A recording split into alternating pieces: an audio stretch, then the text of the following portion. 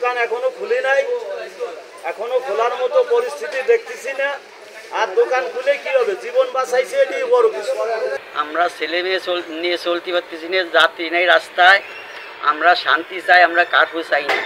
আমাদের বর্তমানে 2 দিন হচ্ছে কোনো ইনকাম নাই, আমরা সংসার কিভাবে চালাবো? দোকান বাজার সব কিছু বন্ধ, কোনো যাত্রী নাই, কিছু নাই, আমরা তো শুধু ভ্যান চালাই বাঁচি।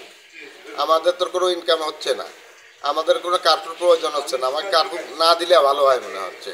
সারাদিনই তো বসে থাকতে গাড়ি খালি গাড়ি সকালেতে চালাচ্ছি। এই কার্ফিউ তো হইলে আমাদের সমস্যা হয় ফ্যামিলির জন্য, সব কিছু দিক দিয়ে কিস্তিবাদি দিতে নে, ভাড়া বুড়ো দিতে নে। এখন তো এ নিয়ে মনে করেন আমরা বাঁচতে পারতেছি না। কার্ফিউ না হলে সবচেয়ে ভালো হয় আমাদের গরিব মানুষের জন্য। রোডে লোকজন নাই, দেখা যাচ্ছে আমাদের ইনকাম নাই, পেটের দায় আমরা বেরোইছি, দেখা যাচ্ছে গাড়ি ভাড়া দেওয়ার মতো টাকা আমাদের হয় না। প্রতিদিনই আমার ছেলে নিজেই অটোতে করে আসে এবং নিজেই যায়। আজকে আমি একটু সহযোগিতা করার জন্য, যেহেতু বর্তমান অবস্থা থমথমে অবস্থা, গতকাল ঠিক অবস্থা তো আপনি জানেন, খারাপ অবস্থা ছিল।